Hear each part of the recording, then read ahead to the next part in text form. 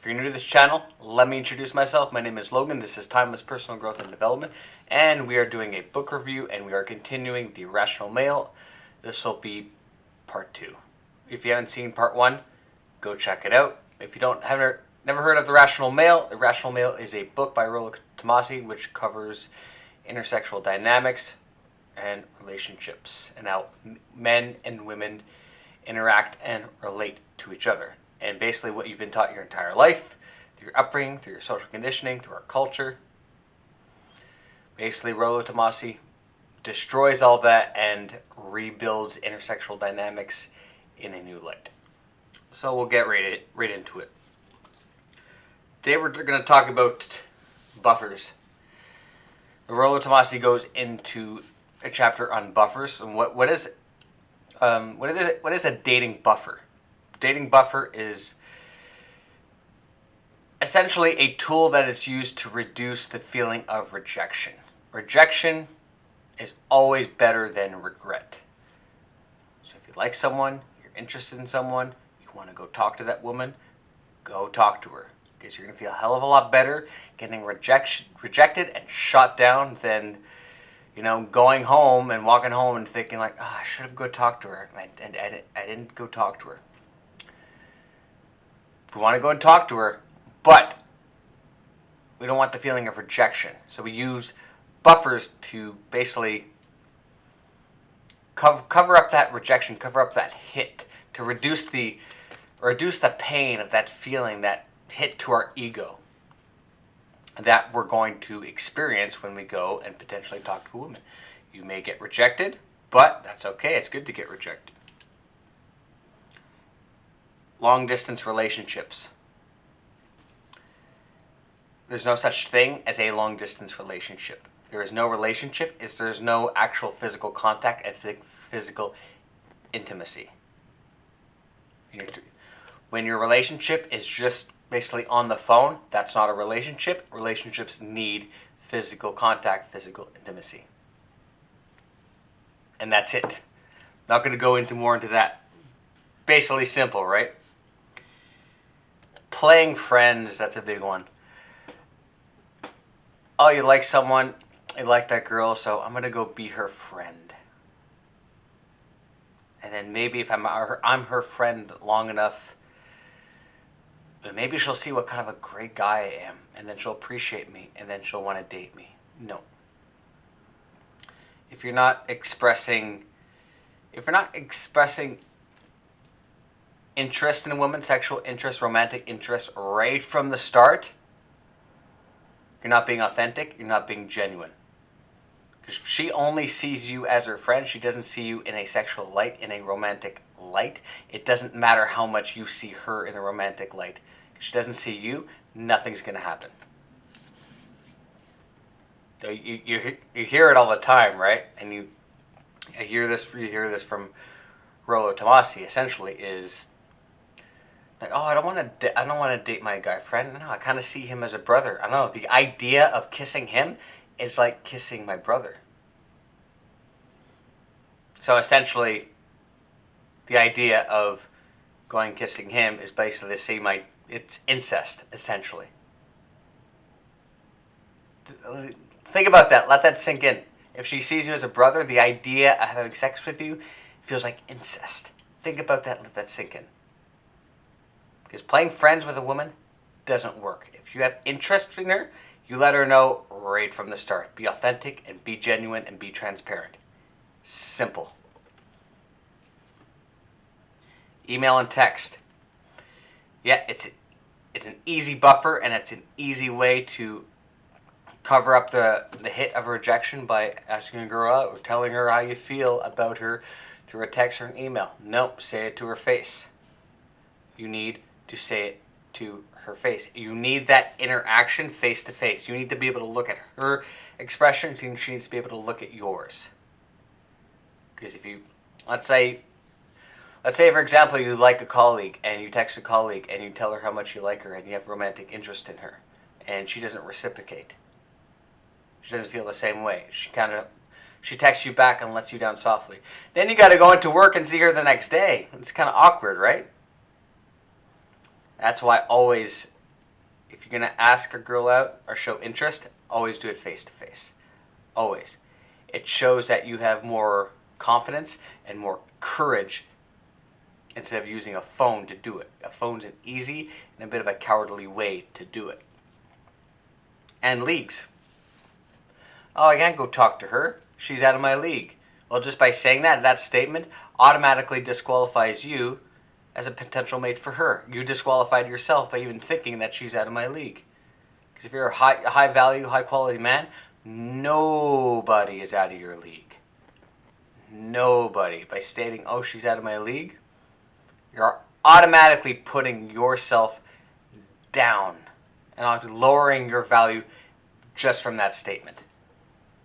No such thing as leagues.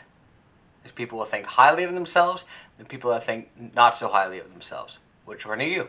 Decide.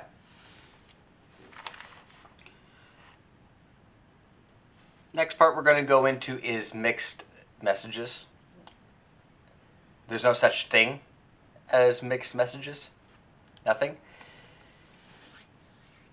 So if a girl's interested in you or appears to be interested in you, we're getting all the signals, all the signs. Oh, I think she likes me. And then you go ask her out, and then she doesn't reciprocate. Like, oh no, I just want to be single. Oh no. Oh, I just want to hang out and, just party with my girlfriends. Oh no.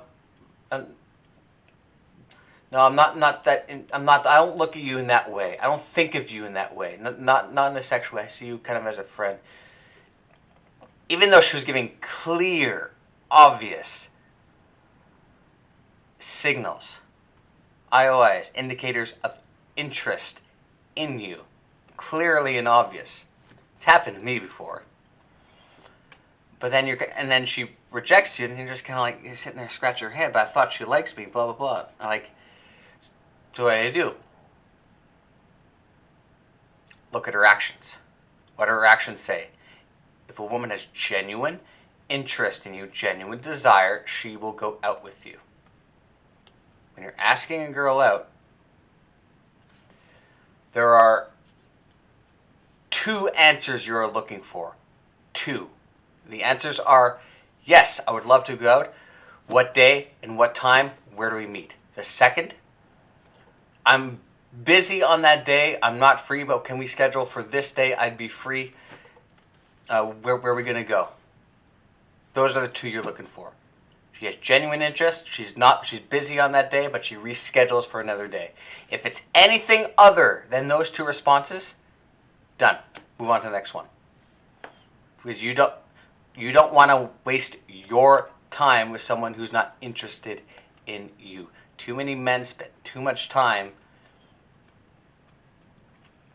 chasing a woman who has no genuine interest in you. And you reach a certain age as a man, you don't have time for that. You're too busy working and building your life and focus on your mission and focus on your purpose. As a man, that should always be your number 1 priority. And if you're going to turn your attention to a woman, you're going to turn your attention to a woman who gives you her time and you give her hers. You're not going to waste time and energy away from your mission and your purpose chasing someone who's not interested in you. No matter how much you like her, she needs to like you back. Oh, you just go out there and show her how much you care about her. Oh, great. But no amount of you caring about her is going to make her care about you. She needs to care about you. You can care about her until you're angry and blue in the face. Doesn't matter. She needs to be interested in you. That's why there's no such thing as mixed messages. Her interest is through her actions, not her words. Actions don't lie, words can lie. So if her actions aren't telling you that she's genuine interest and she's meeting you and she's not wasting your time, she's genuine interested in you, and if you have interest in her, then you can move things forward. If not, move on to the next girl. Don't waste time with women who aren't interested in you. It's a waste of energy. The last point I'm going to make is mating strategies. Men and women have different mating strategies. Men's mating strategy is to what? Plant many seeds. Obviously, now in our culture now, men find themselves into monogamous relationship, which is fine. If that's what you want, go for it. Nothing wrong with that. But our biological imperative is to plant seeds. Women's mating strategy is to what? To find the highest value man that they can attract. Two different strategies there. Women will look for the highest value man they can attract. That's why when men lower their value through unattractive behavior, women start to doubt him as a good option for them. That's called hypergamy. I'll say it again. Hypergamy. Where women start to doubt you as the high value man she once knew you were, or starts to have doubts, so maybe this guy is not the best I can do. She's going to start to look elsewhere because she wants to find the highest man she can attract. Oh, she has doubts about you based on your behavior and how you're performing. Okay, I'm going to go look elsewhere. Men don't work like that. Men will plant seeds. That's why, well, even a monogamous relationship, when a man needs to be monogamous and is in a relationship with a woman, and I saw this, what was I watching? I was watching Home Improvement the other night. I was watching an episode of Home Improvement. Tim Allen, remember that show back in the 90s? And there's a scene where he's out with his wife going for an anniversary dinner, and there's beautiful women passing, and as he's talking with his wife, he's turning and looking at other women, looking at other women, checking them out. Even though he's married in a monogamous marriage, he's not going to do anything. Well, why is he looking? Oh, he said. Then his wife questions him, like, "Oh, I just can't control it. I look, I stare." Obviously, it's a show, it's a sitcom, so he's not being very subtle about it and doing it in a comedic way to make it funny. But men look at women. Doesn't mean they're going to do anything, even they're in a relationship. But why do they look? Because their biological mating strategy is to plant seeds. That's why. They can't control that. Men stare. When women, for example, women will notice other men too.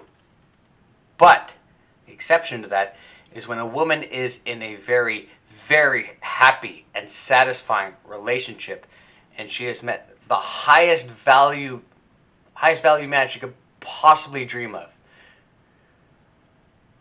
and she's optimized her hypergamy to the absolute max. You can't get any higher than this guy. He's amazing on all different levels: protection, provisioning, parental investment, and she's happier than she can ever be. She's not going to notice other men. Nope. Other men, when a woman's happy and content, other men are going to be invisible to her. She's not going to notice them. When a woman's unhappy in a relationship, her eyes are going to start to go elsewhere and start looking for the next high value man because she's having doubts about this one based on his performance and based how he feels about it and based on his behavior. So her eyes are going to wander and start looking elsewhere. Men, on the other hand, their eyes will wander no matter what they're in. But if men are in a very happy, content relationship, they'll still look. They just won't do anything about it. They will never take action on it. Men are in a happy relationship, they'll still look, but that's all it is just eyes looking. They won't take action on it. It also depends on who the guy is and what kind of person, especially if it's an introverted, extroverted guy, especially extroverted guys, they need a lot of stimulation, so they tend to venture off and end up, they're more likely to cheat, more extroverted guys, and introverted guys are a little more, when they're happy and satisfied in a relationship, they'll look, but they'll never take action on that. If they appreciate and value the woman, the wife that they're with, and the woman's a compliment to his life, and he couldn't be happier with anybody else, there'll be no action taken. And she will get all of his attention. And that's it. Well, I hope this video was of value to you. I'll just go over it. We covered buffers, we've covered mixed messages, and we've covered hypergamy. So if all this stuff is of interest to you, you can check it out. The Rational Male by Rollo Tomassi. Catch it on Amazon. $10. Fantastic read. It changed my life. It continues to improve my life. And yeah, if you're if you're new to this kind of stuff, this kind of read will kind of punch you in the face a little bit when you first read it. Read it a couple times. There is the Rational Male. There's Rational Male Preventive Medicine. That's a second book, and the Rational Male Positive Masculinity is the third one. And there's a fourth one coming out too, as well. And this was a book review, part 2 of the Rational Male. There will be a part 3 coming as well. Thank you so much for watching, guys. If this video was of value to you, you can smash the like button, subscribe, follow me at Logan Ryder, Timeless Personal Growth and Development on LinkedIn, Twitter, Instagram, Facebook, and I will see you all in another life. Have a great day.